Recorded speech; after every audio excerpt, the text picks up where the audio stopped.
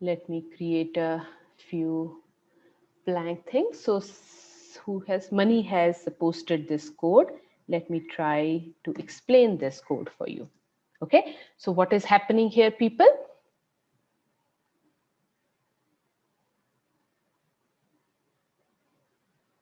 Okay, so for I in range 100, so we are going from 0 to 99, and then we are printing. But as soon as the I hits 50, it's gonna break and it will never ever print hello. Okay, if we code it like this. Okay, so print hello will never be executed. Why? Because it is under if statement. Oh, okay, I'm sorry. It will be executed. So, no, hold on a second. So, first thing will print 0. 0 greater than 50? No, it's not going to do anything. Then 1, 2, till we reaches 51. So it's going to print 50. As soon as we reach 51, 51 is greater than 50. True, it's going to break, come out of the loop. It's never going to print 52, 53, 54, and it's never going to print hello. Okay, so let's execute it. It's going to, people, print it till 51. Okay, so 51 is greater than 50. It's going to break and come out of the loop. Okay, hope this is clear. Yes, by default, the range starts from 0 and it's not going to include 100. So 0 to 99. So it will go from 0 to 99.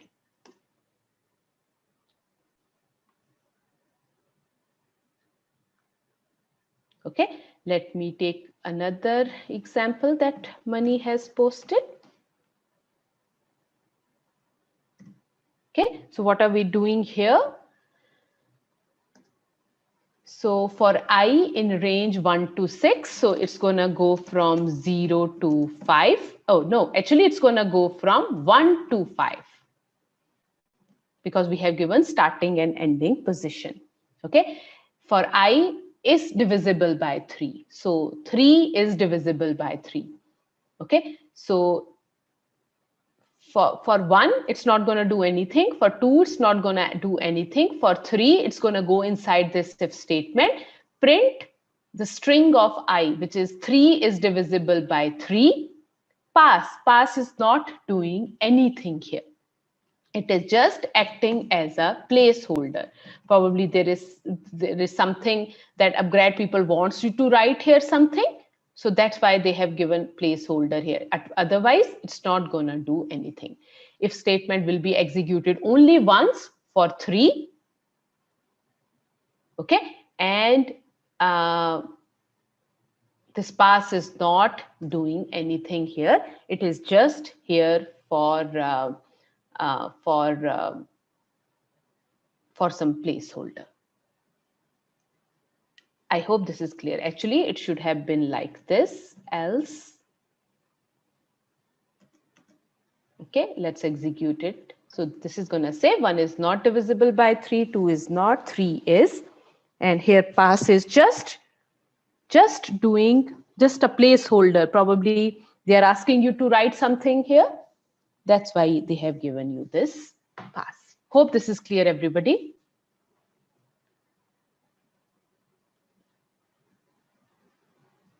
Okay, Satya is asking how come printing 51? Remember, we are checking 51 after printing it. So when we reach 51, it's gonna, without thinking anything, print 51, and then it's gonna check if 51 is greater than 50, break.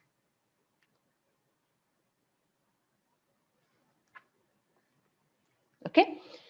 If there is no else, I don't know what is the logic they are using, but if they are not using else, isn't it they want you to put else here? Is that if they're checking you on your skills on if then else?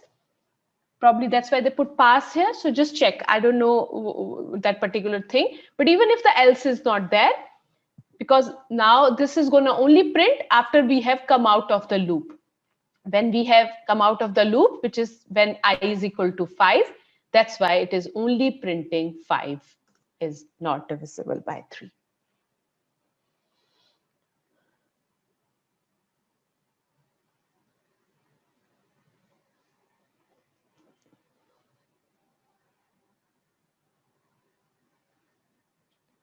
Why it is not taking 4? It will take 4, but because we are only printing, this print is after the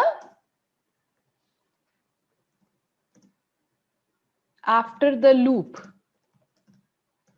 The last value of I is 5. So that's why it is printing 5 here. Abdul, hope this is clear.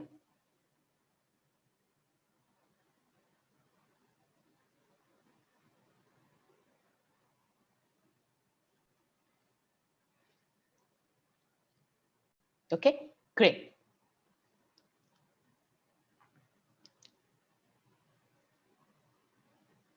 Check if instead of pass, they want you to put else statement here because they're checking you on your skills. So probably that is the reason. So just read the question again and hopefully it will work.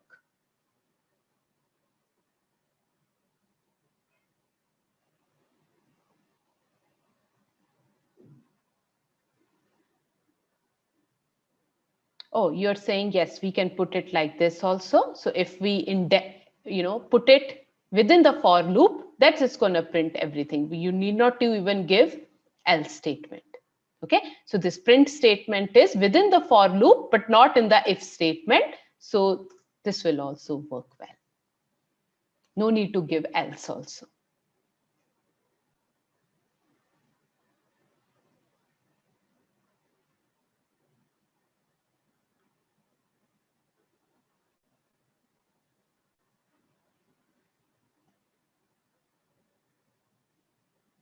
Oh, because this is executed all the time. It's not in the if statement. So no matter what is the value of I, it will be executed every time.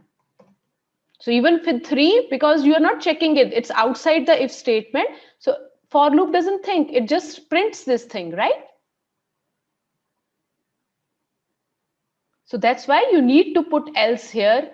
That will be, the true, the exact, the correct logic. Yes, if you find that this is the problem in the example given by upgrade, you can inform them.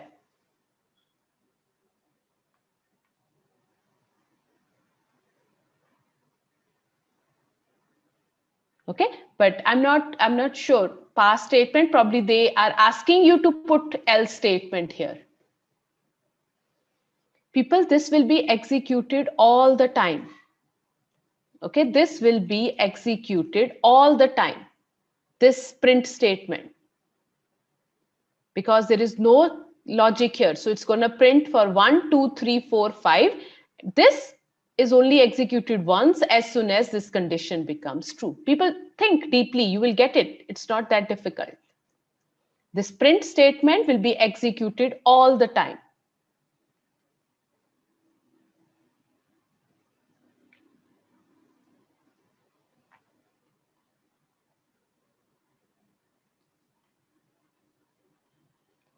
Rakesh, just search why the print function is not giving you output. Just search for this problem on the net and see if there is some setting that you need to set, Rakesh.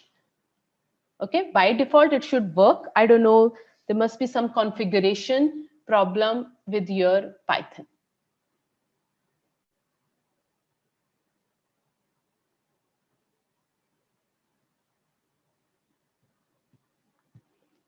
Okay, great. Okay, so okay, the difference between continue and pass, let's look at it again. For I in range 1 to 5. Okay, so it's going to execute from 1 to 4. If I is equal to 3,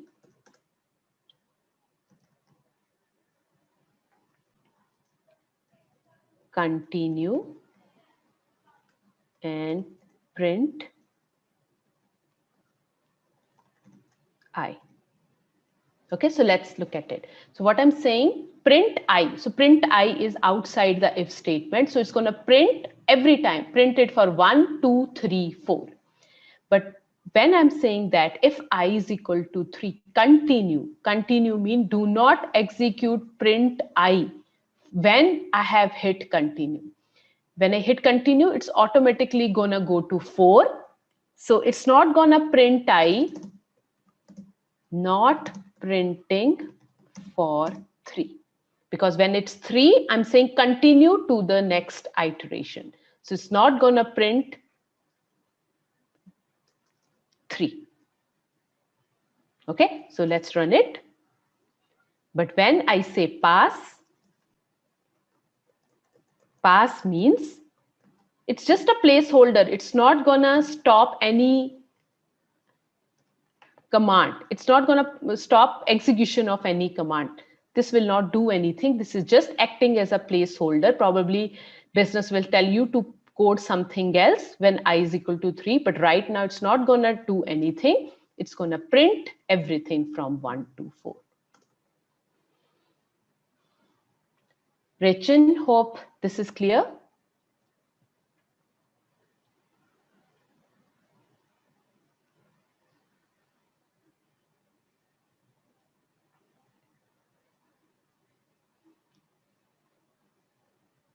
When you start Jupyter Notebook, let me just show it to you. So Anaconda prompt. Okay, so here if you have to start Jupyter Notebook from here. Just search for the command and then you can give here that start from F drive, D drive, and it will start from there. So just search for it. You will get the exact code for it. Dev, okay. Great. Okay, let's, this is the recap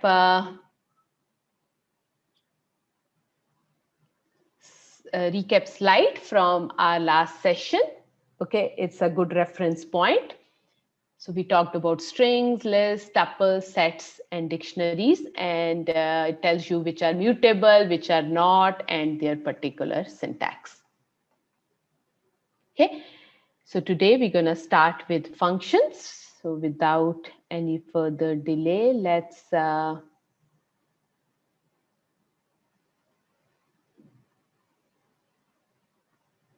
start.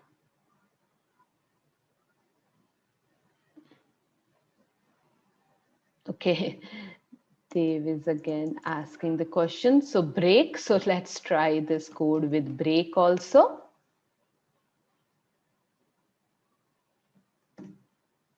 Okay, so when I say break the entire loop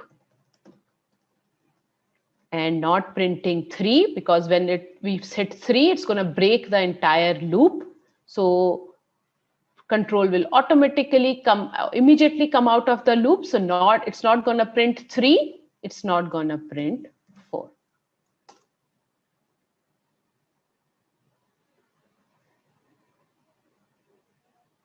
Okay, so I want everybody to think to, when going through the recording of last session or this session,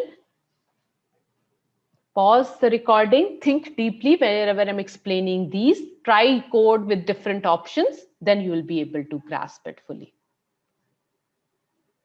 Okay, great. Okay, so let's move. Abdul, the business use case I have already explained in my last session. Please check the recording. Okay. So functions. So we're going to talk about functions today. Functions are reusable pieces of software. Okay, these are blocks of statements that accept some arguments, perform some functionality, and provides the output. They are defined using DEF keyword, and function can take arguments. Okay. can be many types of functions. Till now, we've been using built-in functions, length, type, all these were the system functions or built-in functions. Today, we're gonna learn how we can create our own user-defined functions, and then we're gonna talk about Lambda function. Let's try building a very simple function. Let's say I have a requirement to print hello world, how are you 10 times in my code at different places. So instead of writing these two print statements 10 times, what will I do? I'll put it in a function and I will call that function whenever there is a requirement to print those things. Okay, so let's give it a try. Let's define our own function. So we start with a keyword called def, which stands for define. Define a function, give it a nice name. Let's say I'm giving it a name screen, then colon, then I'll start the whatever I want in that function. I want to print hello world. Print, let's say, how are you? Okay, and that's it. I have defined this function. Now I can call it anywhere in my code by calling it like this, because I have not passed it any argument. So just simple parenthesis, screen, run it, and it's gonna execute this code. This can be 2 lines, it can be 200 lines.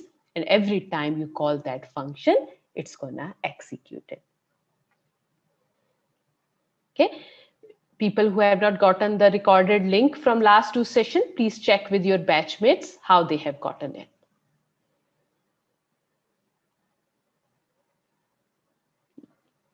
Print screen, it doesn't make sense, but we can try it. And it's gonna print none. So this is, it's this default functionality. So print screen is printing this because screen is not returning anything. Okay, so print gets none in it. That's why it's printing none.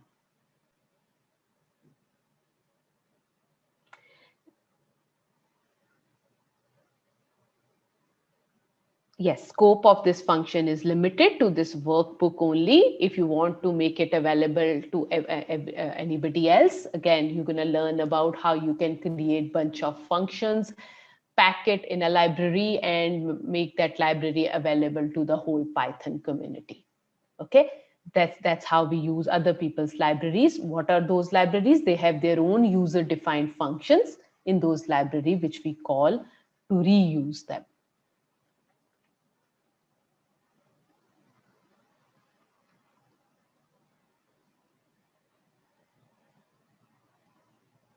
Okay, people, please code it with me only when you're very, very comfortable with Python. Otherwise, I want you to just sit back, relax, just look at what I'm doing and try to grasp as much as possible. Sometimes what happens, there is some syntax error, something is missing and you're stuck there and you are not listening to what I'm saying going forward because you just want to fix that error. So what I recommend that just code it later after the session, practice it later. Right now, just sit, focused, and grasp as much as possible.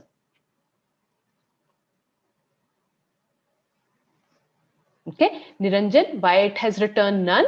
Because screen the function is not returning anything. Function can return something also. So let's try that. When a function returns something, then you can print whatever it is returning. Let's try it. So let's define another function which takes a number and returns its square. Okay, so I'm passing it a variable. You can call it anything. I'm calling it num. And then what I'm doing, I am finding out square of num. And then I'm returning this square. Okay, now when you call it, let's say square of 10.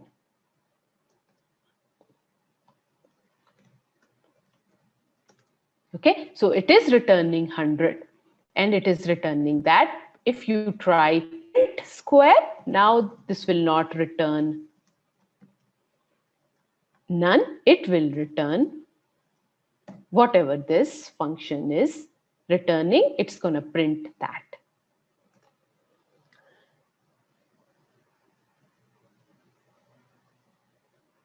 Yes, Rachel, you can do that. You can use print out also. That's going to print it. But the benefit of returning things is that you can save it in another variable. Okay, so you can save it, let's say, in a variable like this. When you're returning, when you're printing, you cannot. When you're returning, you can do that. And then you can reuse this variable to doing other things or something like that.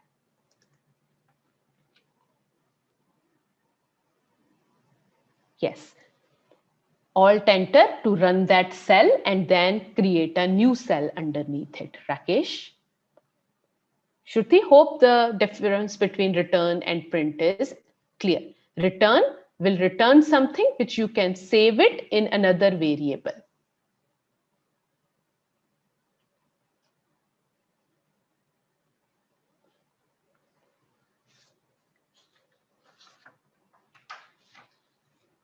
Okay, great. You can also pass default values to the argument. So here there was no default value. Let's try passing some default values. So Abdul, return and return out. You have to return something. There is nothing called only return. There is no concept of return. It's always return something.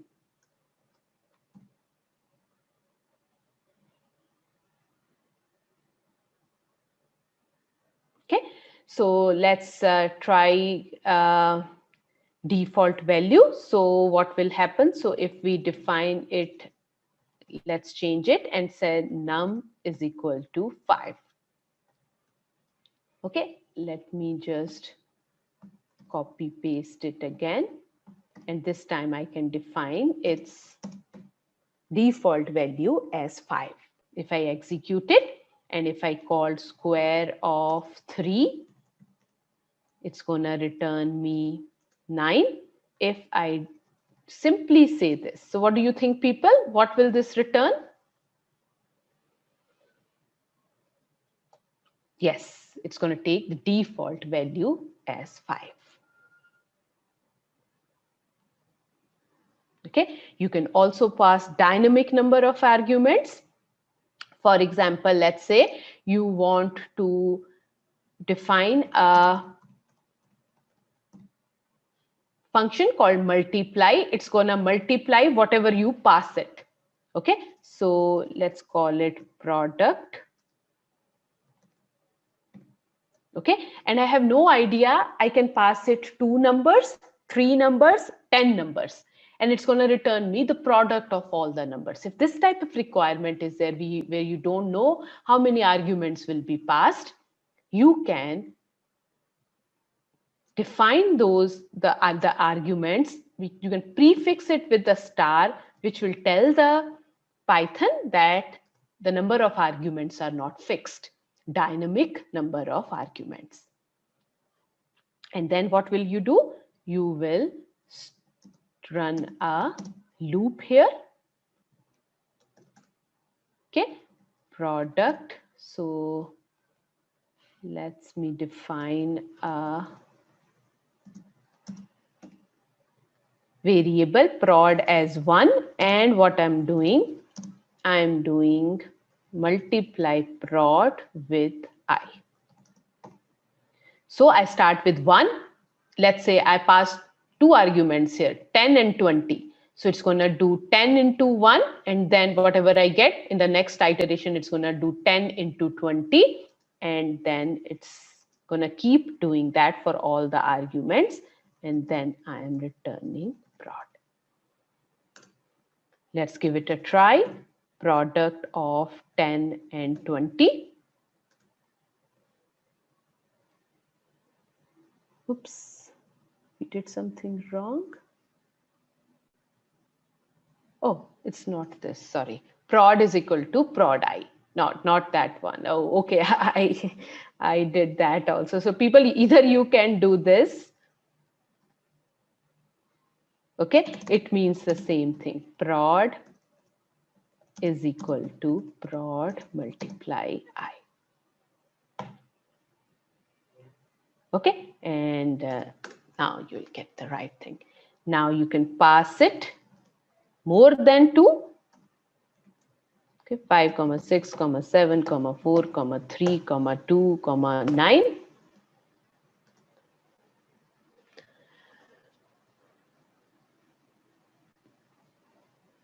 No, not as a list, as an argument. If you're passing it as a list, then you cannot define dynamic number of argument. You say that you treat this as a list, L, and you give it L here.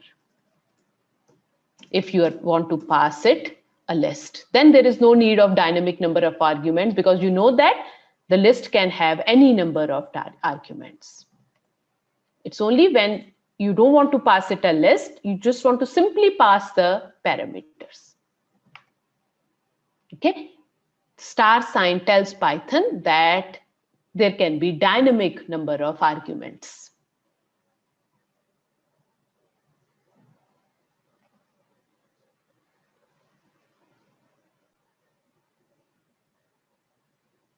Tuple. I think, Ritesh, the type of arguments is tuple. Okay, you can try it. Oops.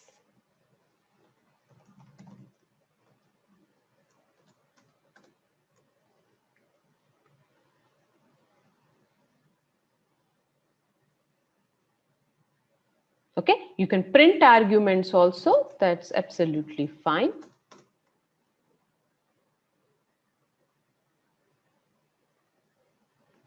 Okay, so try various different things. Hope this is clear.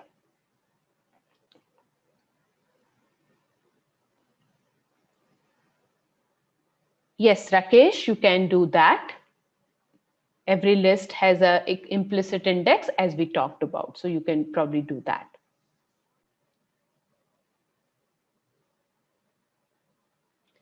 Can for and return be put in a list comprehension? Yes. Ranjana?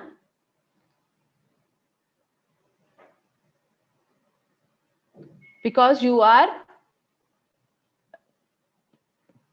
doing 2 stars. Nesha, you're doing raised to the power. Okay, so only give 1 star in your code, Naisha. Great. Okay, let's move forward, everyone. Let's try to create a function on string. Let's say I have a requirement where I want to pass a string to a function and it should return a proper noun. Let's say I pass it Mahendra Singh Dhoni and it should return Mahendra Singh Dhoni. I know there is a built-in function also, I think capitalize or something, but let's say the function is not there. We have to create our own functions. How will we do that? Let's give it a try. So def proper, and I will accept 1 string.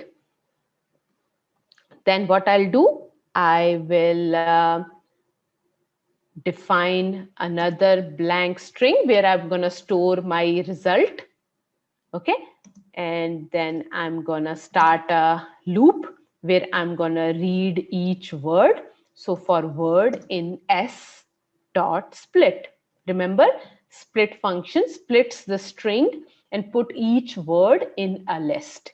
Okay, so I'm splitting s and then I'm reading its each individual word.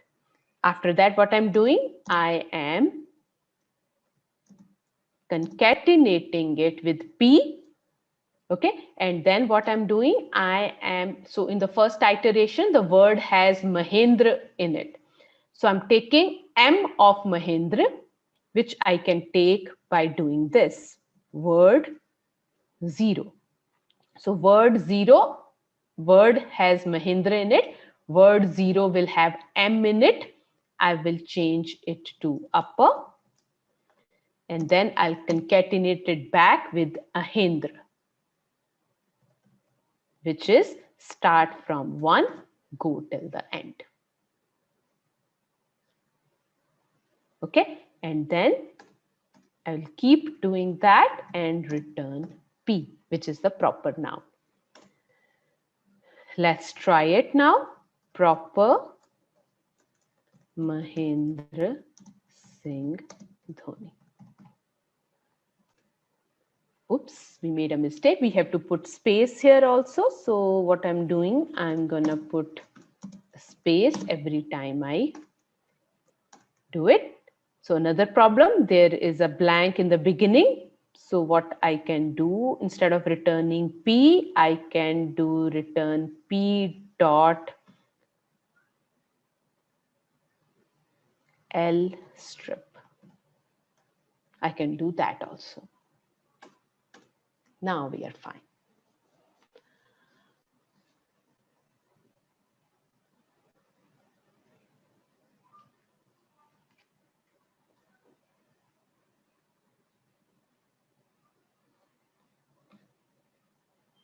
Okay, so this is how we do it. We start with the very basic. We find an error, we go fix it. We find another error, we go fix it till we get the desired result.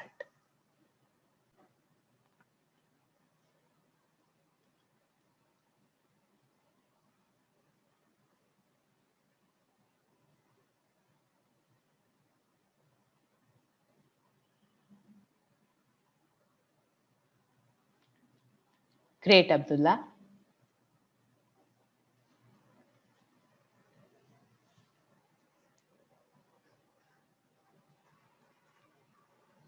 Okay, let's move forward, everyone.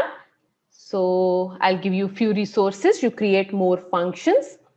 Okay, you can create recursive function also. So that's a homework, people.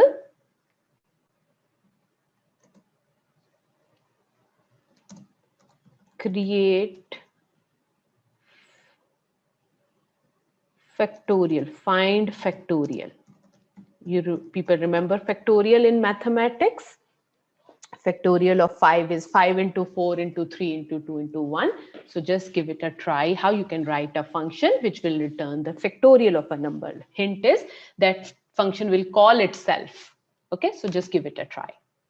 And again, yes, Rakesh, there are multiple ways in Python to do the same thing. I'm just showing you one of the ways, but there can be many other ways. My motive is to make you understand the syntax and the logic, how you can write different, how can you encode different tasks.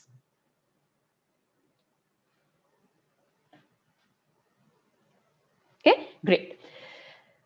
Let's move forward, people. Let's talk about lambda function. Okay, so we use lambda functions when we require a nameless function for a short period of time. Now you will ask me, we create function so that we can reuse them. In order to reuse them, we need to give it a name so that we can call it later. What is the benefit of creating a function which is nameless, which we will never able to reuse again? Okay, yes, the answer is it's a temporary function. And why we need it? Because in Python, there are some higher order functions like map, filter, and reduce, which requires that it's mandatory that their first argument of these functions is a function. So you have to definitely pass a function in the when calling map function. So for example, map function requires 2 arguments. The first argument has to be a function. And I'll talk about map function in a bit, but it's a requirement that its first argument has to be a function. One way is define your own user-defined function, call it here. But you know that you require this function only for map, only for this particular line. I will never use this function anywhere else in the code. Then why I need to give it a name? Then system will have to remember it. It will save it in the data dictionary, and it will use some memory space and all of that. But I will never use this function again. I have created it because I have to pass it to a map function. So for that reason, instead of defining a user-defined function, I will define a lambda function, which is a nameless And for a short period of time, we need it only for this map function. That is the utility behind lambda function. Okay, so we'll understand its syntax here, and then we will use and we will see what is the benefit of lambda function when we will use it along with map, filter, and reduce. Yes, lambda function can be called as a temporary function. Okay, and this is its syntax, people. So we start with a keyword called lambda. We pass it arguments. So a lambda can have multiple arguments separated by commas, then the colon sign, and then the expression using these arguments. And the expression always returns an object. Let's give it a try. Okay, so we will start with the keyword lambda. Okay, then we pass it variables, arguments.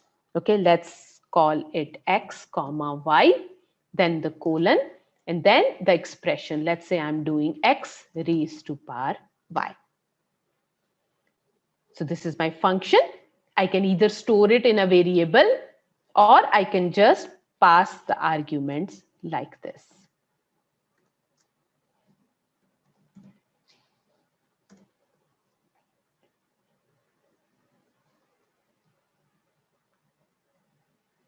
Okay, or I can do it like this. Let's say this is my lambda x comma, sorry, x raised to power 3. Oh, I'm sorry, not x. Let me give it some other name. Let's call it t. Okay, and I can do t 10.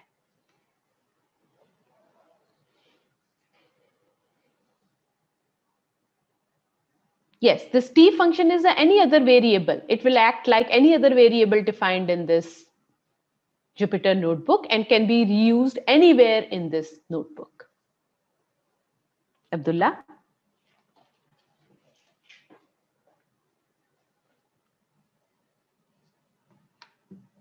Okay, so this is the syntax. Here our main focus is syntax itself. It doesn't make much sense, you know.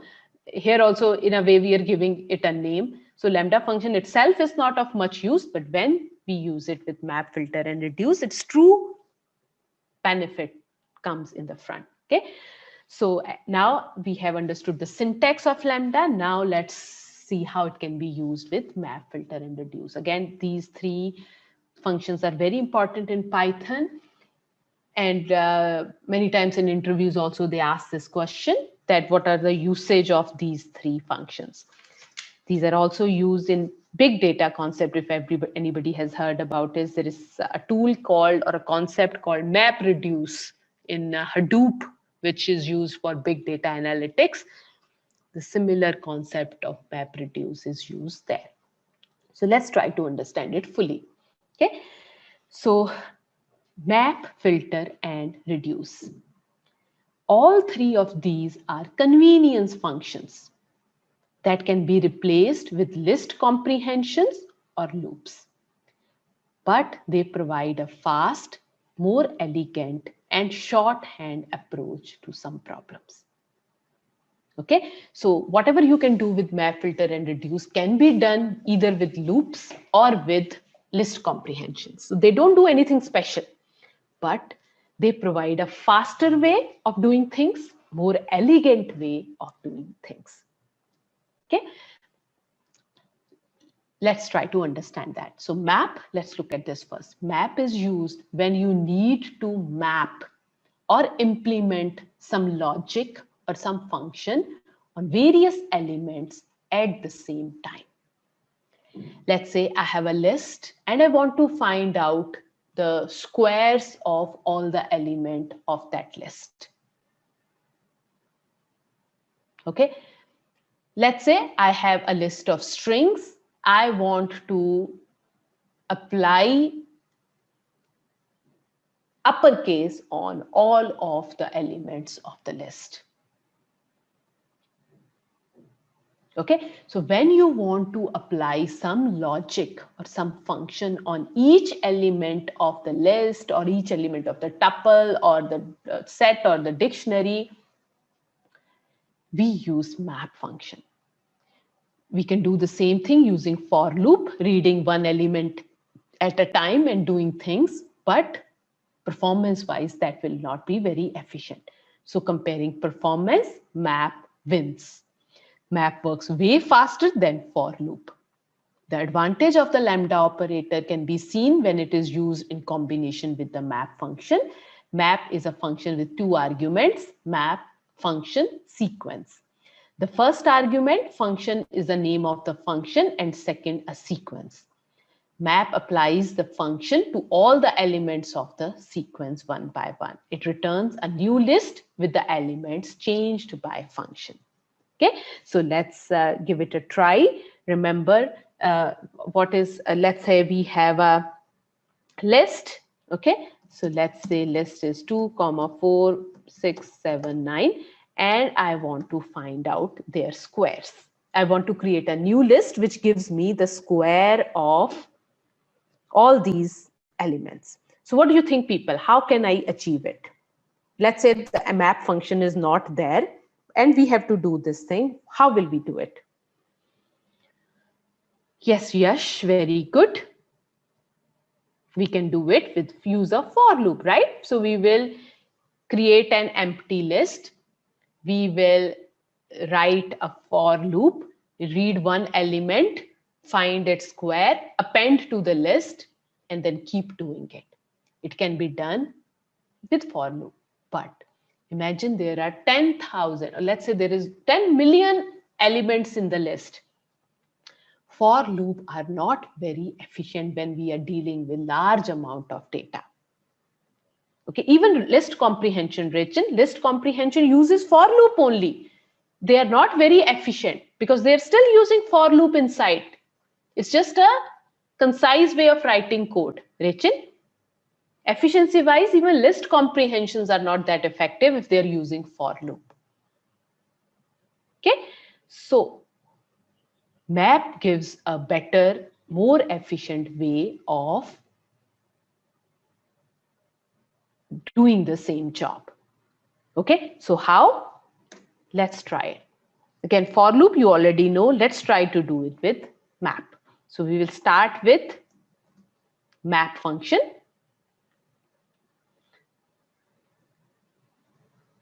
No, Khalendra, map. I'll tell you why it is efficient in a bit. Okay, but just first let's understand it. Map.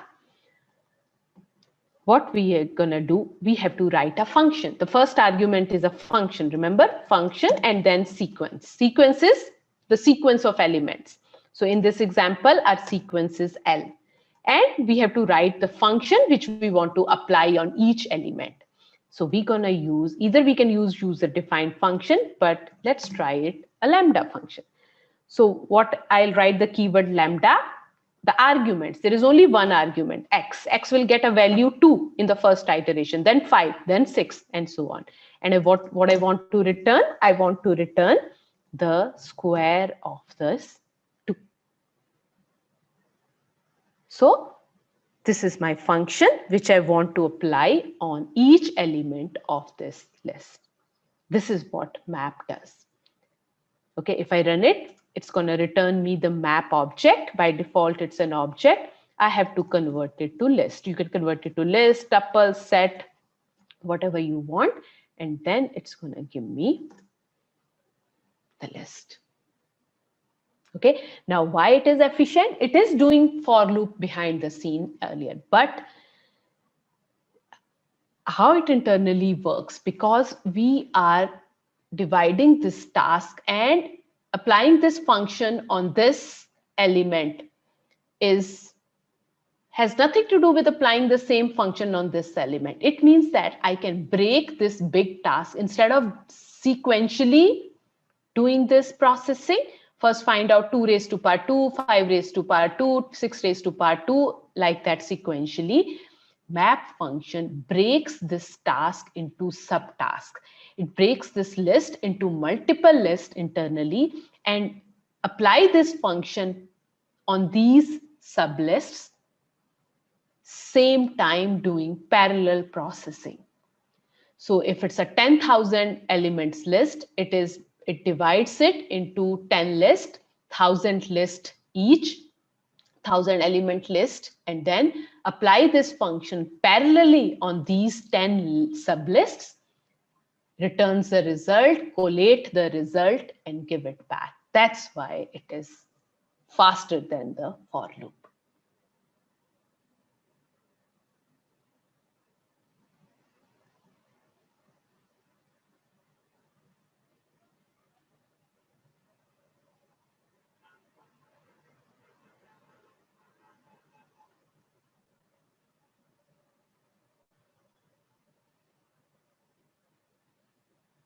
Okay, so this is the benefit of using map over loop.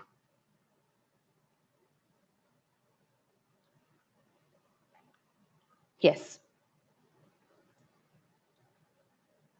Not all for loops, Yamini. If it's a very complicated one, you can do that, but if it's a complicated logic here, okay, I recommend that instead of using lambda function, then you write your own user defined function. Let's say the requirement is that if the element is greater than 10 and divisible by 3, okay, and it's not a prime number, then returns its square, otherwise returns the same number. Okay, so this type of logic cannot be easily coded using lambda function. So readability point of view also, it's not that simple. So what I suggest, you use a user defined function and then pass that to a map function. Okay, so you can pass user defined function also. Remember, we have created a function called square. So I can apply that function also instead of lambda function and pass on this list, okay, and then convert it back to list, and this is also gonna return the similar thing. So you can either define a nameless function lambda, or if you have user defined function, you can use that also. Ram Kumar, lambda can have multiple, but I don't recommend it. So you can define something like this. If x is greater than 10, return square, otherwise else return x. Okay, and you can build many if else also. So else x, if x is greater than 12, okay, else return x plus 10. Else, so you can define something like this. Okay, but again, when you start doing that, the readability goes for a toss. So what I recommend that if you have so many if then else statement, go with the user defined function. Okay, you yourself will not recognize your code after a month when you open it.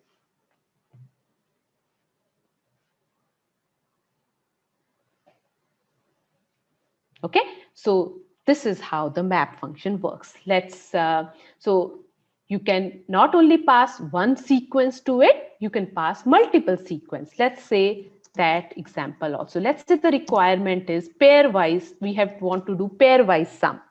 So there is list 1, let's say 2, 3, 4, 5, 7. List 2, let's say 10, 12, 13, 14. Let's say this is a requirement. Okay. And I want to return a list which gives me the pairwise sum. So I want to find out 12, 15, 17, 6, 10, and 10. No step function concept in lambda, Rakesh. Why do you need it? I don't get it. Why the step function? There is no start end here.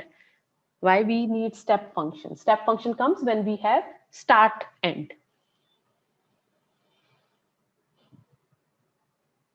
Okay, so people, what do you think? How can we do it if there is no map function? Otherwise, also we can do it. How can we do it? if we want to get this type of list.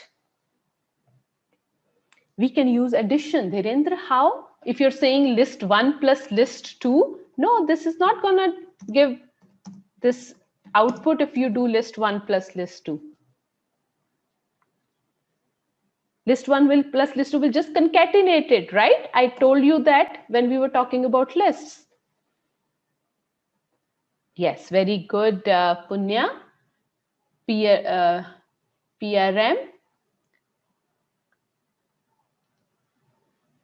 Yes. Shri, we can use index, but still we have to create a loop to read the index for each element. Take first element of, yes, Naisha, to do that, again, we have to use loop. So we have to write nested loop. In one loop, we will read list 1, another loop, read list 2, and then we do addition of that, create an empty list, append. You can imagine how difficult that code will be. Okay. So what we can do it, this thing can be done very easily with map function. How? Map, we need a function. Okay, we have not defined a user, we don't have a user defined function. Let's go with lambda. We only need it for this map function. Okay, so lambda will get now two values, x, y. X will get the value 2, y will get the value 10. And then what I want to do, I want to do x plus y.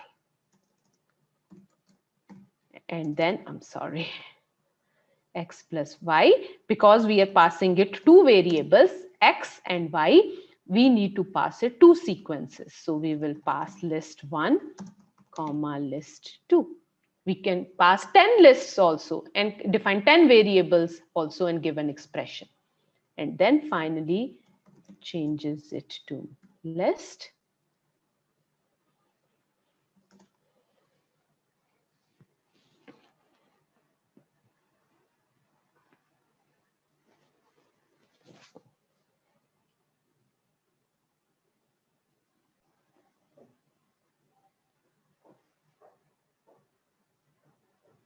Okay, so again, I'm repeating, where do we use map?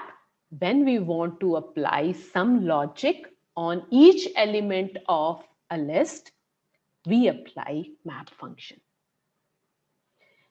Return type of map is a map object. You can convert it to list tuple set. Keshav? It's a map object. It's a different object, map.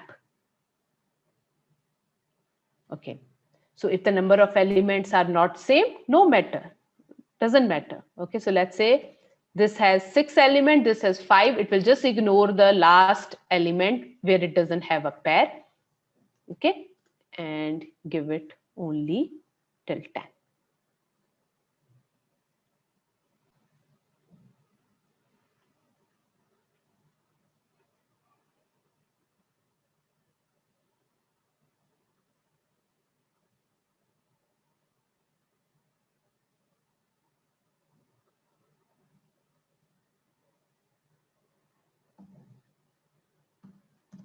Okay, Naisha, I'm gonna run your code, but I usually don't do it because then everybody will start posting, but I will let you know what is the error.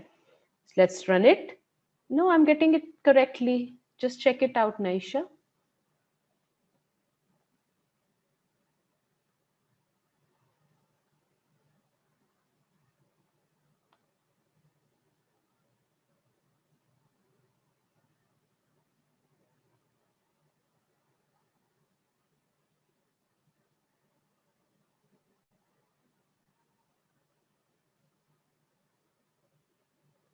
Okay, so people, sometimes what happened by mistake, if you have redefined this list function, somewhere you have defined it like this by mistake, then you get this type of error. Okay, so make sure that you are not using any keywords while defining variables. Another quick way, if you're getting error, go back, do kernel, restart and run all. It will restart the kernel if there are any corruption happened or anything like that. Okay, you just try it out, restart and run all. If I want to add a constant variable X value to each element of any list, yes, Shreya, you can do that, right? So how will you do it? Just simply, you have a list and you want to return X plus 100. Okay, and that's it.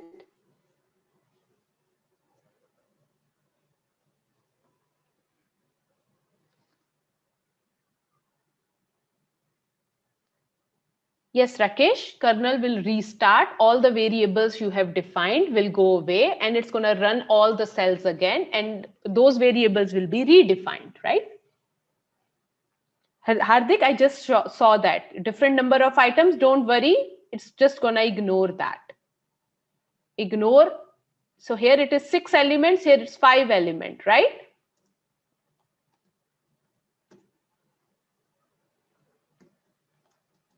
Okay, I can only give 3 elements also.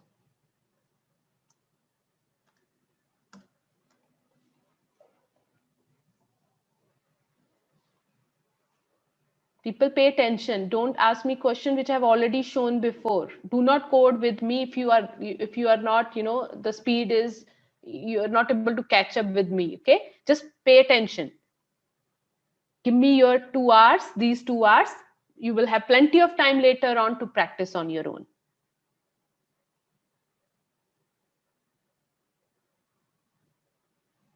Okay, great. Yes, Shubhi, you're right. Okay, let's move forward, everyone.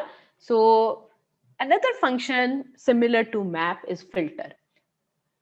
What is its use case? When map will return same number of elements which you pass to it. So if you have passed 10 elements, it's gonna return 10 elements to you. Okay, but filter will apply a condition. Instead of applying some logic to change the elements, it applies some condition on each element. If that element passes the condition, it's gonna return that element. If that element does not pass the condition, it's not gonna return that element. Let's say I have a list 1, 2, 3, 4, 5, 6. I want to return only those elements which are divisible by 3. So I want a list similar to this. Okay, so whenever you want to apply some condition on each element of the list and filter out only those which satisfy that condition, you apply filter function. Okay, and its syntax is same. Okay, so what we do, instead of writing map, we write filter. It has 2 arguments, function and sequence. Sequence, I'll pass it L. Function, I can either use user defined function or a lambda function, which should return true or false based upon some condition. So let's try it. Lambda X, and then I'm putting a condition here which will return true or false. If X is divisible by 3, so if I divide X by 3 and the remainder is equal to 0, it means it is divisible by 3. So instead of writing an expression here, I am putting a condition here in this lambda function, and it's going to return true or false. If number is divisible, it's going to return true, otherwise it's going to return false, and it's going to apply this function on each element of the list, and then only returns those value which returns true here. Okay, so let's apply it. At the end, I have to convert it to list because otherwise it's going to return filter object.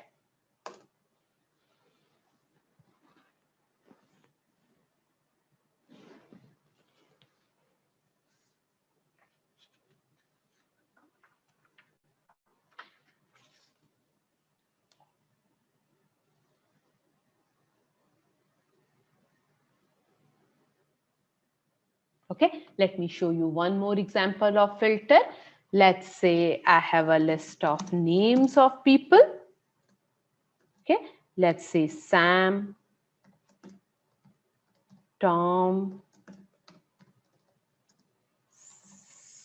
Sunny, Suman.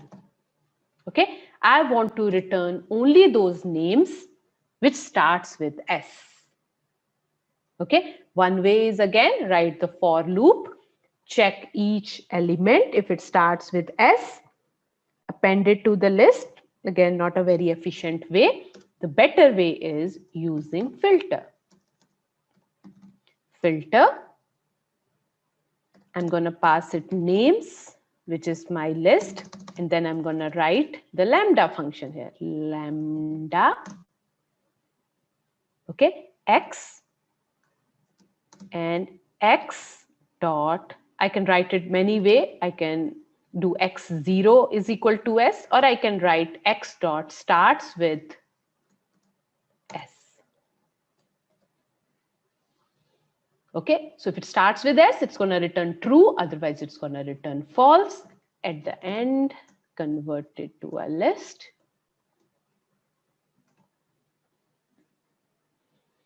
Yes, Dhirendra, you can use that logic also.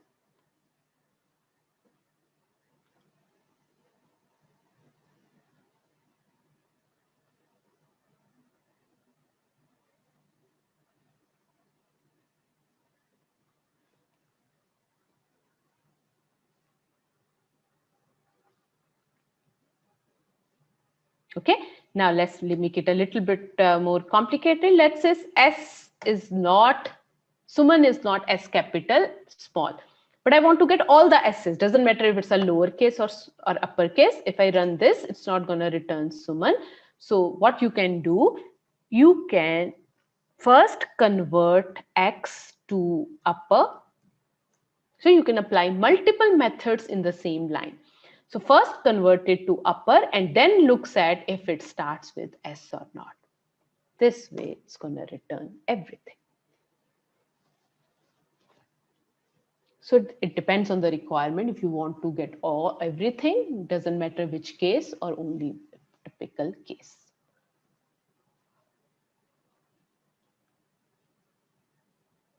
Yes, Naisha, you can do both map and filter together also. Okay. For example, here you return this.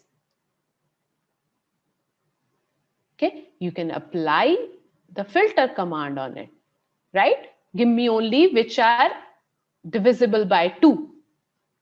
Okay, so you can apply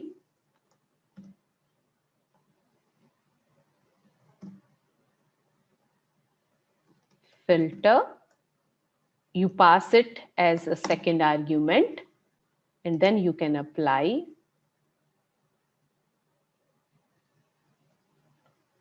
a filter on it, right? Lambda x divisible by 2.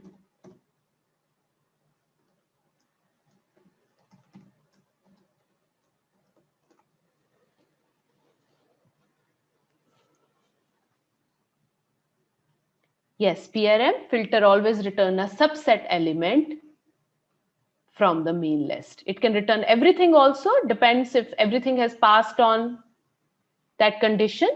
Okay.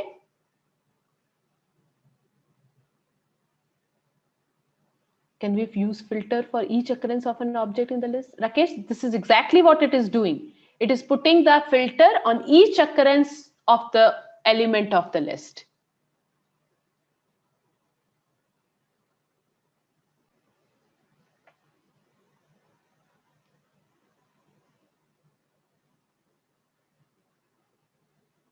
No, Rakesh, map applies that function on each element. So here we are applying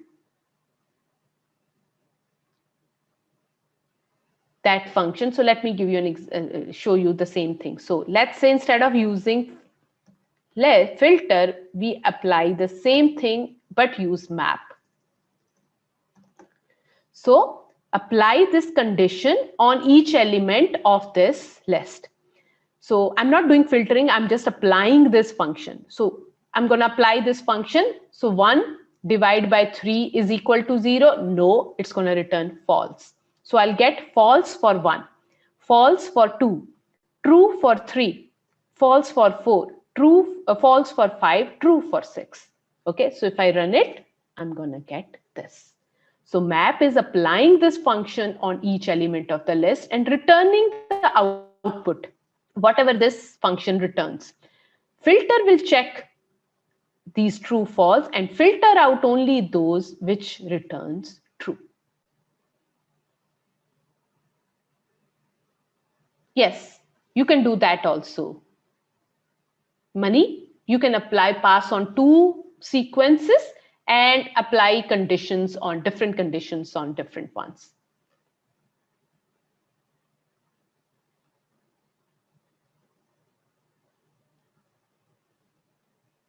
Oh, because, I think I have to define it again. I think.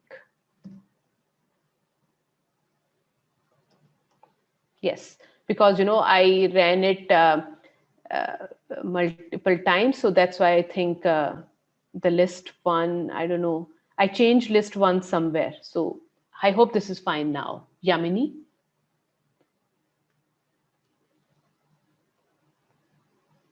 Actually, I ran this thing again, list 1 probably. So that's why the confusion of the list 1 was there.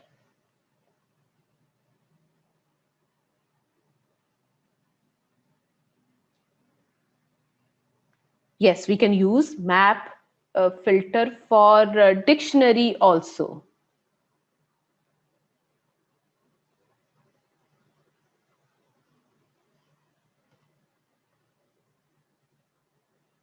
Okay, just do it as a homework. Search for examples where you can use map filter for dictionaries and try to practice those. No money in the statement only you give. So let's say if I want to filter on two things, there is another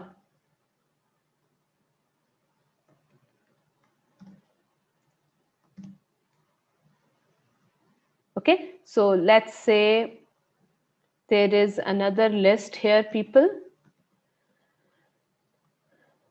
Names 1, names 2, and let's say, I don't know, I'm just making up things, people. So AA, BB, CC, something like that. Okay, and if I only want to find out those elements which starts with S and in the names too. Okay, you're saying in the same thing.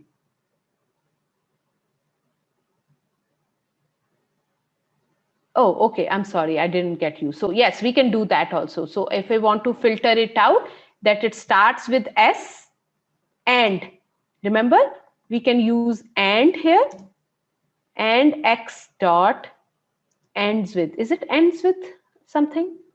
Ends with is a function? I don't think so. So let's try this one. -1, which is the last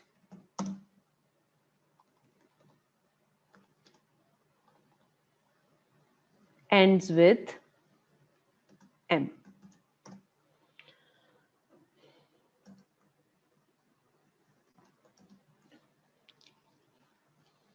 Hope this is clear, Money. You can put and, or, not, whatever I have told you, all those conditions and make up a big condition also.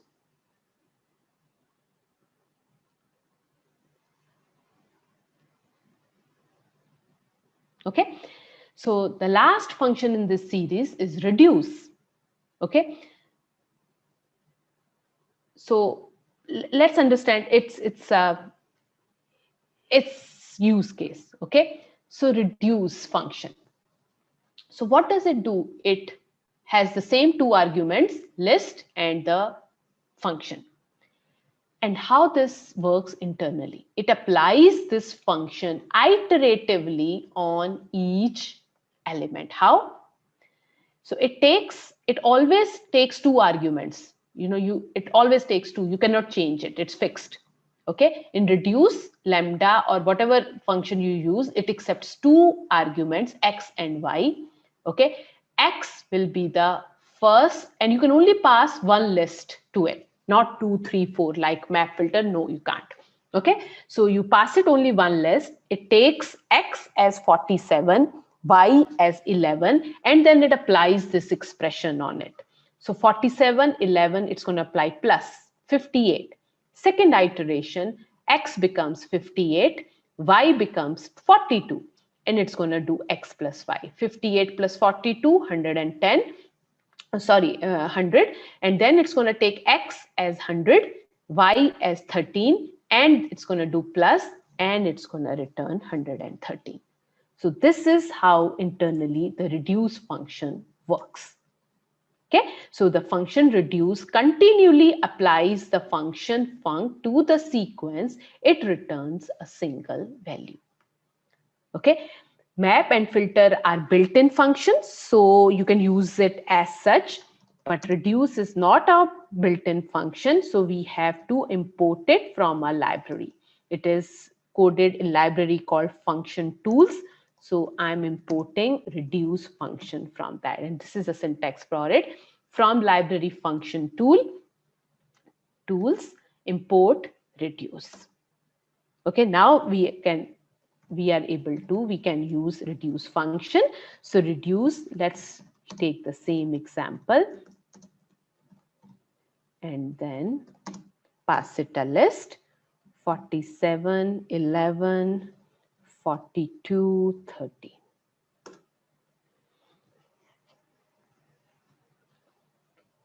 Okay, you need not to convert it to a list because it returns only one value.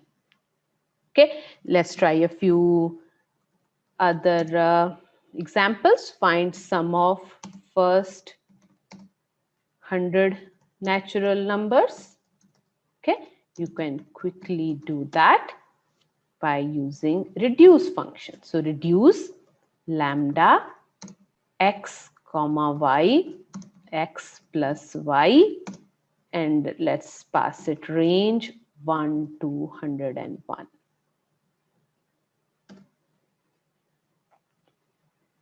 Okay, let's see one more use case, checking if all values are true. So let's say you have a list and you want to find out that there are no zeros in it. All values are there.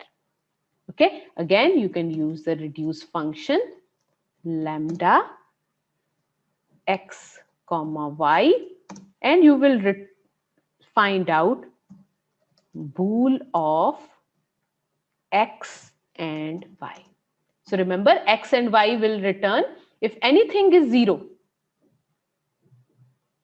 Okay, so this is gonna return false. Okay, so if everything is, all the elements are available, are present, it's always gonna return true. So, and it is doing iteratively internally as I have shown you. Okay, so 10, 12, 13, 14, and this is gonna return true to you because everything is present there. Okay, as soon as I change something to 0, it's gonna return false because all values are not true. Similarly, you can use the similar thing if any value is true. If any value is true, at least there is one element in the list which is true, which has some value. So I will use OR here and can use it accordingly. Can we use this for factorial, teacher? I think so. Just give it a try. I think you can do it. Give it a try. Yes. Word count in a statement using reduce. Yes. Reduce is only used for arithmetic functions. No, it can be used if it, okay, let me think about it. Most of the time for arithmetic functions because that's how we done internally, but we can use it for strings also. Okay. 0 is also a value, right? No, yeah, but for Python, remember, how Python is created. So if you take x is equal to 0, bool of x, it's going to return false because Python takes 0 value as false. Okay, it's not like, I don't know, SQL where the 0 means a 0 value. It has to be no value to be, returned false. So this is how Python is coded.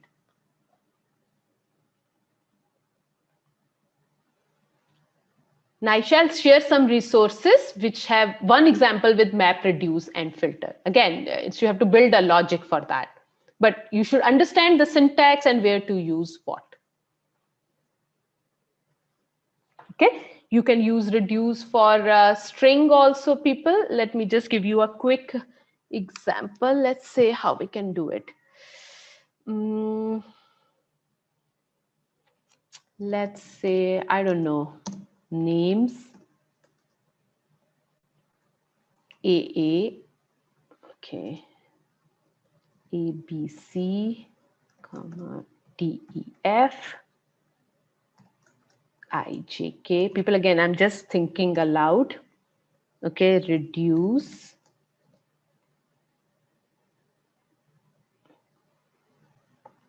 X comma Y.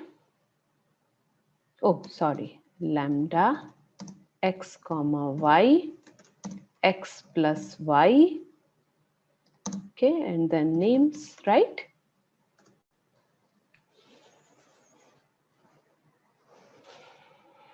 You can do it any other way if you want. Okay, so reduce can be done on strings also.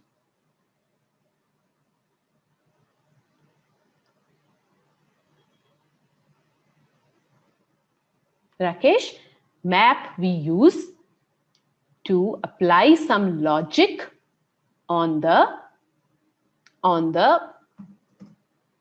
each element. Let's say I want to change all the elements to lowercase, let's say in this example. So what I'll do, I will write a map function.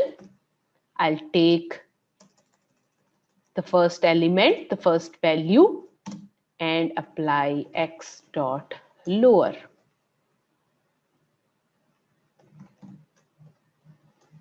Okay.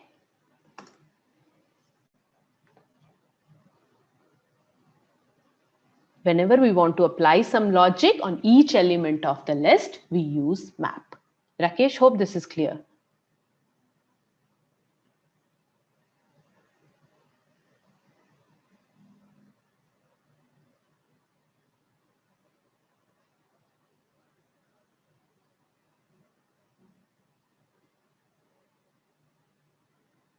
So Rakesh, map applies blindly this function on each element and returns it. And how reduce does it? The logic that I have shown you in the PPT, you have to go by that. You only pass one list. It takes X this as Y this, and do some processing on the combination of this, and then it's gonna do the same thing with the next element. So it's internally working iteratively and doing something on all the elements and then returning just one value after applying this logic internally.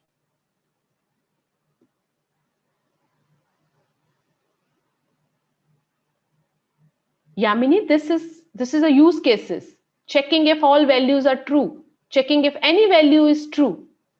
Doing the sum of all the things, that doesn't make much sense. But again, these are the use cases.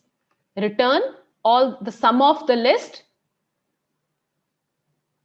multiplication of the list. So all these things can be done, right? And remember, we wrote a function which takes dynamic number of values and give the product. You can do the same functionality very easily. Instead of writing for loop, which is very expensive, you can write the same thing using this. You can pass it any number of arguments, dynamic number of argument, and it will work perfectly fine. It's much efficient than the for loop that we have written before. Remember, we created a function called product.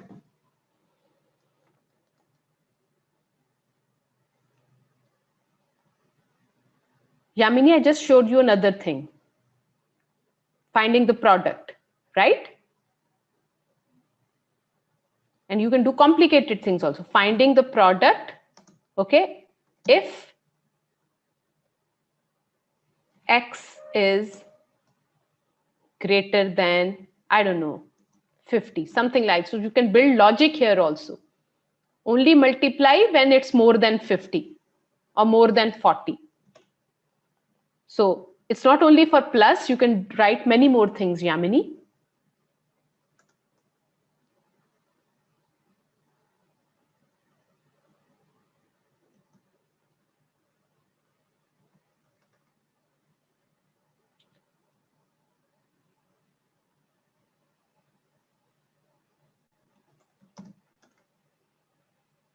Okay, so I have only given simple examples, but many things can be done here. Yes, user-defined function can also be called in reduce.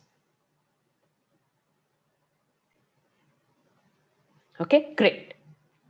Okay, so I'm hoping that you have understood these three functions, map, filter, and reduce, and also understood why we need lambda.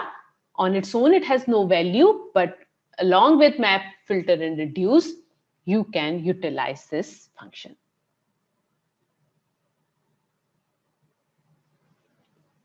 Could you please explain addition of list without the lambda function, Prashant?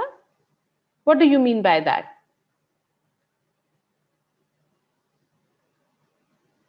You can just do sum of, I think, sum is a function to find out sum of all the elements of the list. What if you cannot have two lists, Dev? You cannot have two lists. Oh, okay, you can have, but again, it is building some logic.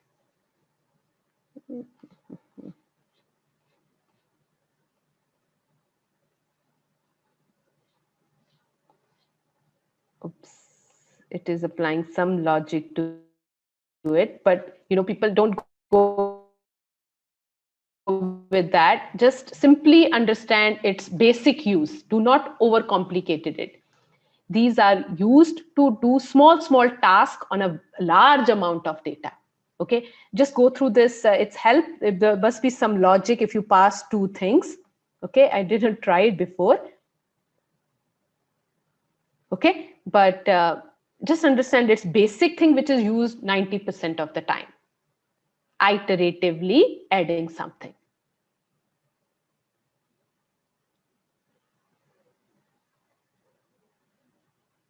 Okay, go through its documentation in detail that if you pass it two things, how will it react? Let's do a quick audio and video check, everyone. Am I audible and are you able to see my screen? Because some people are having some issue. Okay. Okay, great. How to get this help? So you click on it and press Shift Tab. Click on the method on the function and press Shift Tab.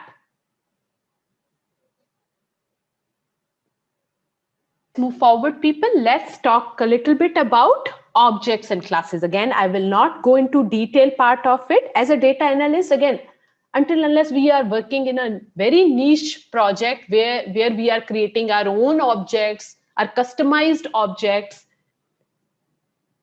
there is no need for a data analyst to code, to create, these new objects.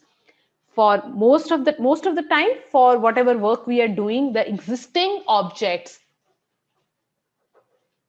an object means anything. List is an object, tuple is an object, int is an object. Okay, so most of our work can be done with the existing objects. Hardly, if there is a very customized project, we have to create our own objects and classes. But it is important for everybody to understand the basis of basics of objects and classes. That's why I'm going to spend some time explaining you this concept. Forward, people. Objects and classes. First comes the class.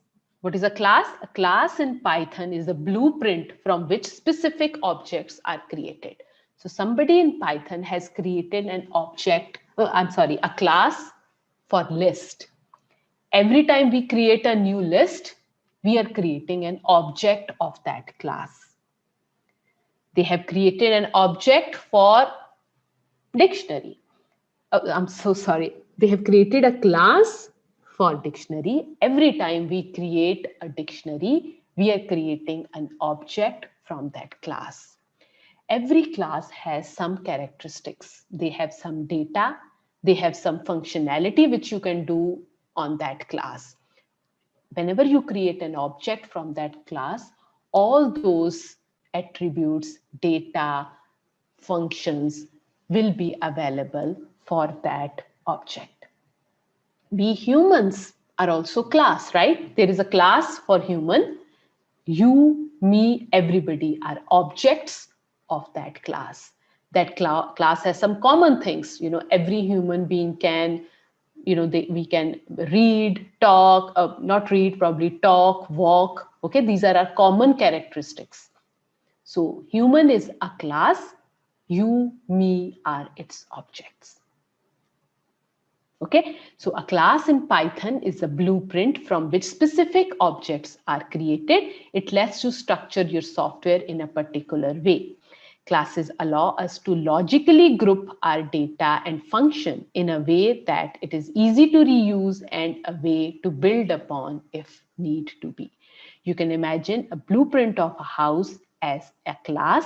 You can build 10 houses based on that blueprint. All those 10 houses will be the objects of this class.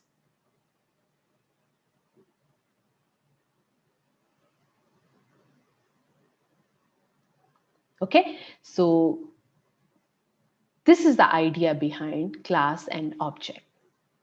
Okay, and a class can have methods, attributes. Let's try to understand that with an example.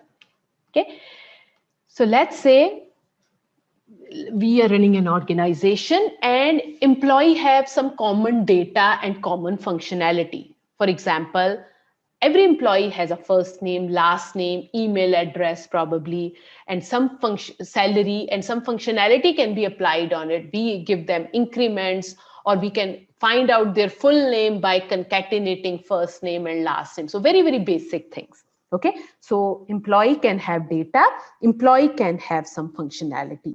So functionality, we call them methods, and data, we call them attributes.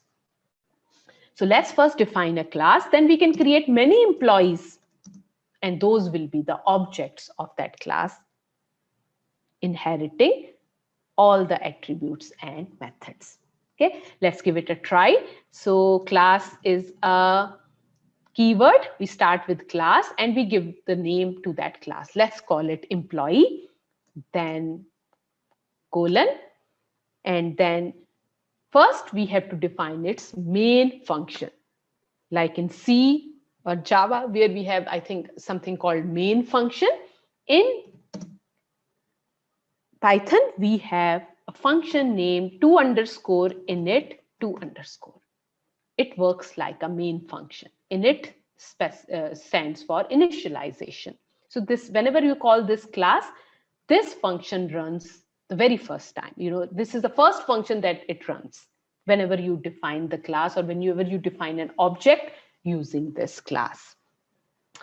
So the main function have some specific syntax. So the first argument, we call it self. Again, it's not a keyword, but it's a usual practice by all the Python programmers to call it self. Self means this class itself. It's referring to this class itself. And then you can pass it data. Let's say F for first name, L for last name, S for salary. You can give it any name. Okay, and then within this function, now I start defining its attributes. And this is how we do it. Self.fname. So this class, the first name will be recognized by the outside world with this name, fname. So so whenever you pass it, you're passing it three variables, three parameters, f, l, s. Whatever you pass it as f, that will be stored in fname, and outside world will recognize it with fname. Okay. Similarly, self.lname will get the last name. Self.salary will get the s. Okay. You can also define more attributes. Let's say email is equal to f plus dot plus l plus, let's say,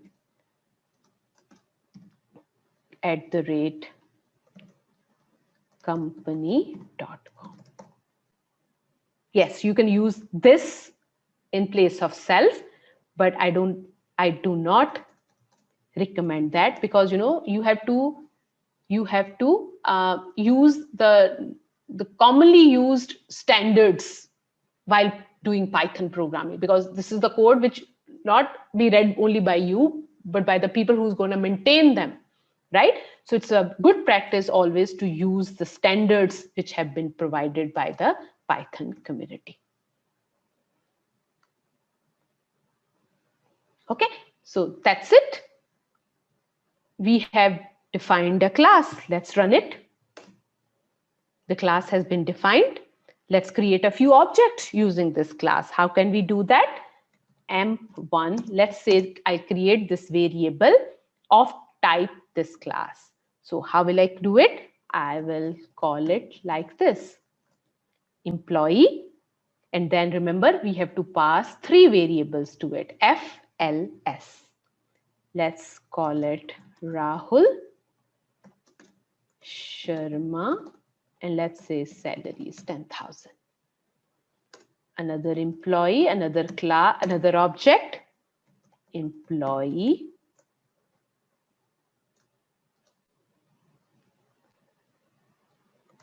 Sneha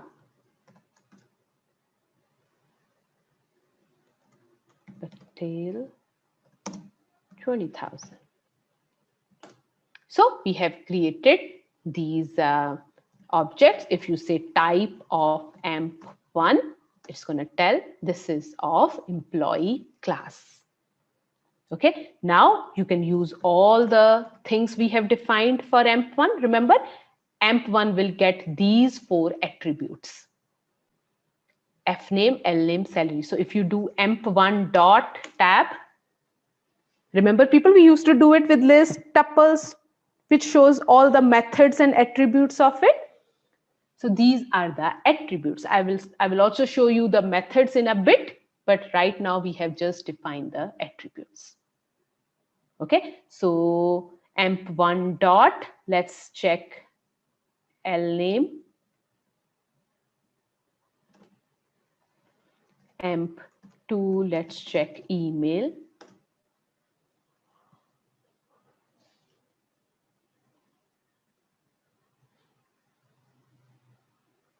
okay. So similar way, remember we have done it, people. So when I do L is equal to, either I can use square brackets or I can use list of, I don't know, 1, 2, 3. I think I have to give it like this. Okay, so I'm exactly using this list class and I'm creating an object of name L and I'm passing it these variables. Okay, so if you do type of L, it's going to give you list. Okay, this is, they have coded a little bit different from this, but the underneath, the main concept will remain the same.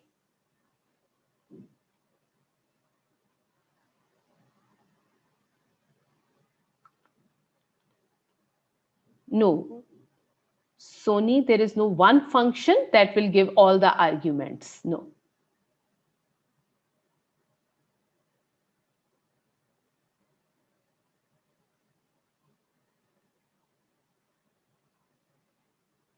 Okay, you can do dir of employee.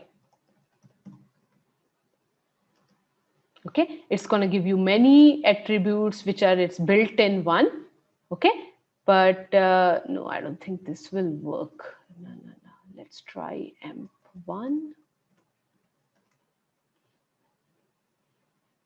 Yes, so when you do directory of emp1, it's going to give you some built-in things which is internal to Python, but it's also going to give you its 4 attributes name, that it has 4 attributes: email, fname, lname, salary. Can we convert emp1, emp2 into list? Into list?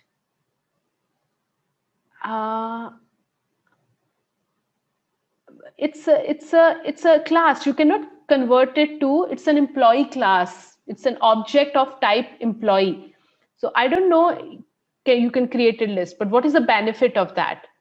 You want to put these 3 things in a list? I don't get it. So main thing is why we define classes, because we want people to, there are many objects of the similar common things. So we define these common things only once and reuse them. Okay, so think about that. So, everything has some use case. It's not, if there is a requirement to convert it to a list, you can, I don't know. Okay, but think about what is the logic behind it. Why do you want to do it? Okay.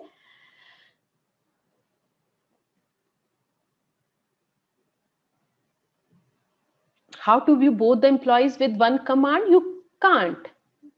Let's say you have created 2 lists. It is asking that, can I see both the list in the same command? You can, you can do something like this, but what is the use of it? I don't know. So, but you can do it. It's like any other object which we've been dealing with. Shri?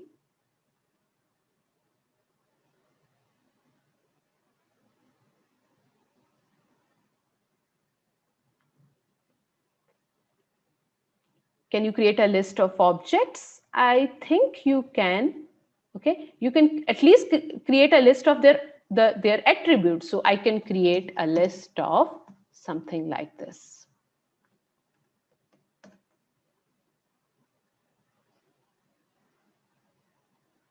Okay, not all the attributes at the same time, but one attribute at a time.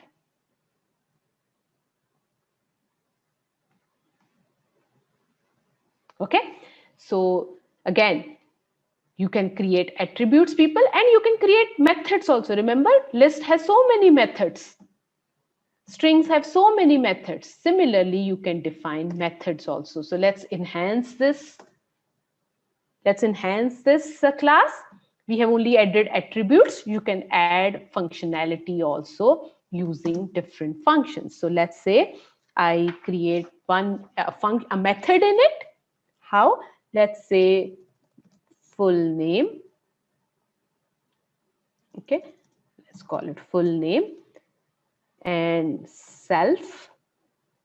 Okay, so I'm passing self to it. Self means I'm passing, self will have reference to these 3 variables. Okay, so when you pass this self, all these names, fname, lname, salary, email will be available in this function. Okay, and I can, return, let's say self dot fname plus self dot lname. You can write any complicated logic here to do something. Okay, let's define it and then define these functions again. Okay, let's do that. Let's define it again. And now when you see emp1 dot tab, you are able to see full name also. Okay, so full name, you call it. Remember, method we also always call it with parenthesis. So you will get something like this. Sony, it's not mandatory to pass self. but if you do not pass it, you will not be able to call its attributes. Then it's of no use. You know, what logic you want. You always want to do something on the attributes and return something. You can not pass anything and just simple return 0. But does it make sense? That is another thing.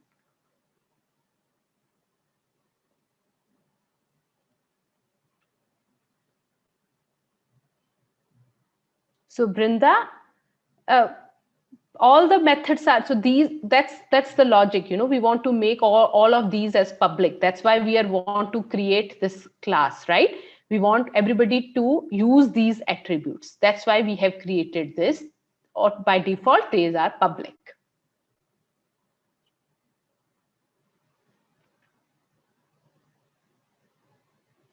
Yes, self will pass email also. Okay, so let's try this plus. Okay, people, again, I'm just doing experiment.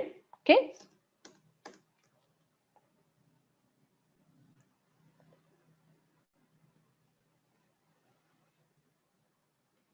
Okay, inheritance. Now, this is one more thing I want to talk about. Okay, so inheritance means that we can create child class out of the parent class.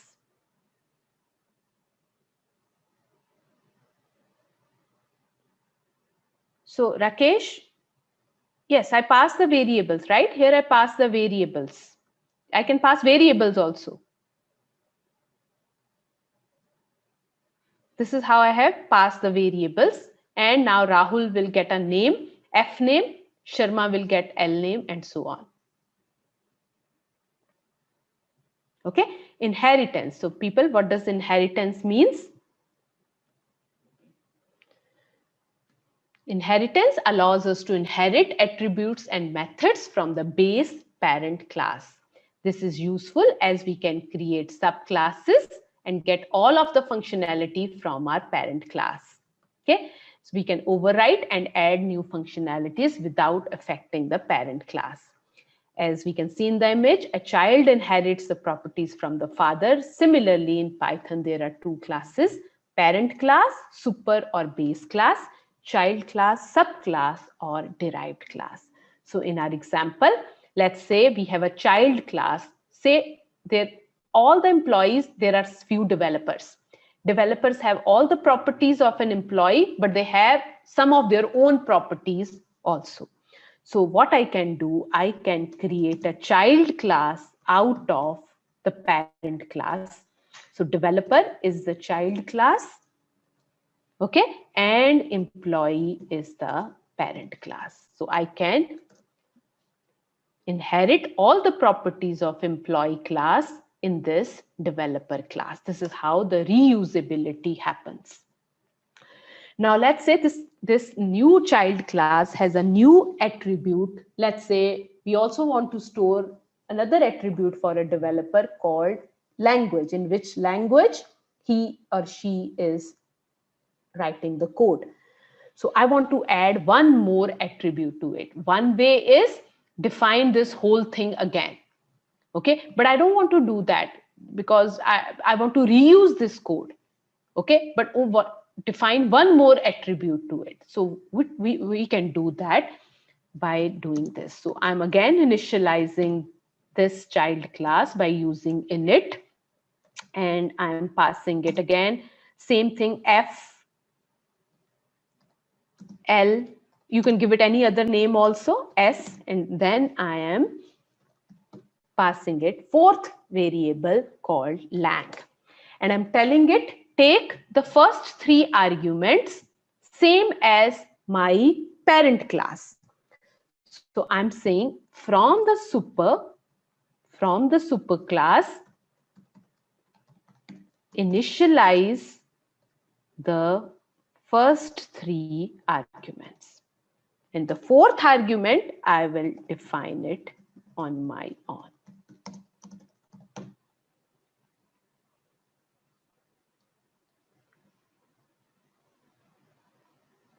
Okay, super is the super class, parent class. Super is the parent class. So I'm saying from the super class, which is the employee class, initialize FLS same way as you have done before.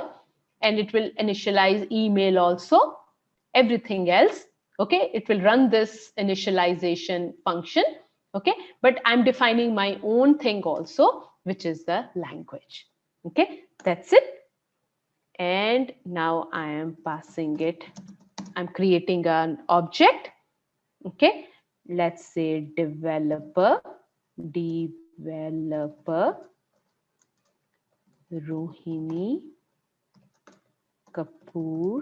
Let's say she is earning 30,000 and she is working in Python. Now emp3 will have all the previous parent attributes and parent methods also, and it has a new attribute also, programming language.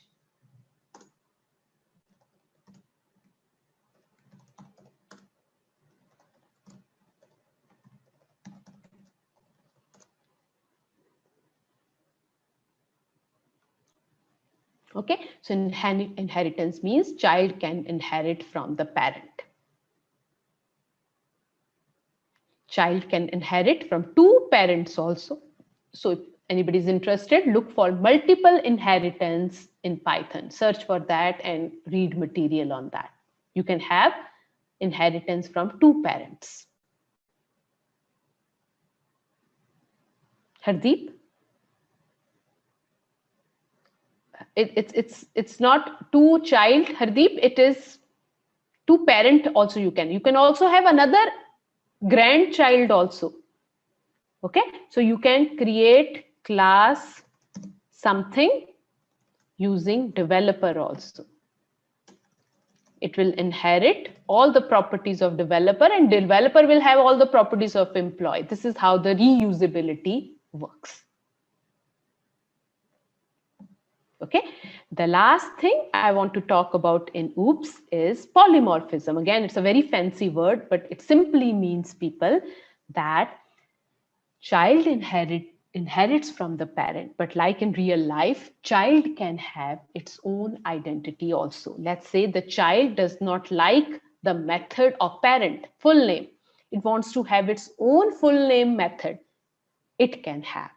That is called the concept of polymorphism. So let's say I'll define, no, not this. Let's say I define another class, manager, from employee. Okay, it only has three attributes: first name, last name, salary. So I don't want anything else. So I need not to change my initialization function. But as a child, I do not like full name method. I want to define my own full name method.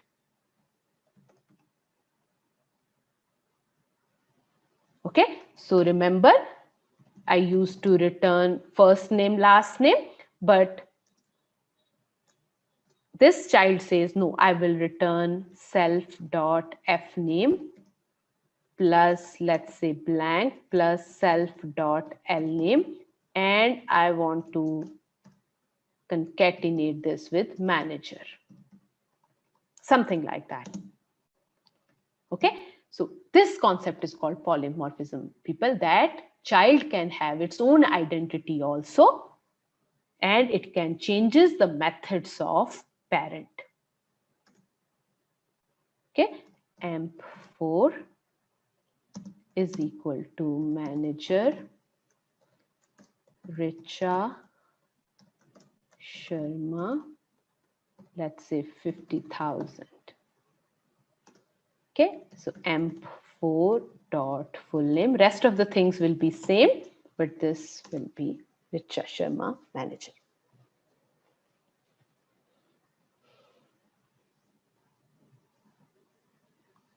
Yes, absolutely right, Rakesh. List is defined as a class in Python. Whenever we are creating a list, we are creating its object. So this is a use case, Shruti. Polymorphism, you always, you can create child classes. It can inherit some of the properties of the parent, but it can define its own methods, attributes also. That concept is called polymorphism. Again, inheritance also, these terms are interchangeable. People, inheritance and polymorphism. Inheritance simply means you are inheriting everything from the parent. Polymorphism says, even if after inheriting, you can change some of the methods. Yes, init is a keyword. Santosh?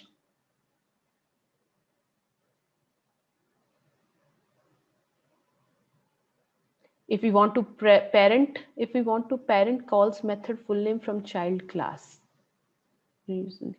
Yes, you need init if you want to make changes in the arguments. Okay, if you do not want to make any changes in the arguments, you want the 3 arguments only for manager class, and they should be defined the same way as the parent class, then you need not to put it here. I put it here because I wanted to add one more attribute. If you do not want to change anything to the attributes, you need not to give.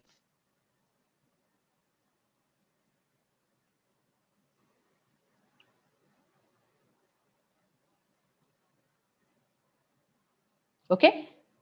Punya, just search for it. There are various names of doing, calling these different things. So just search for this.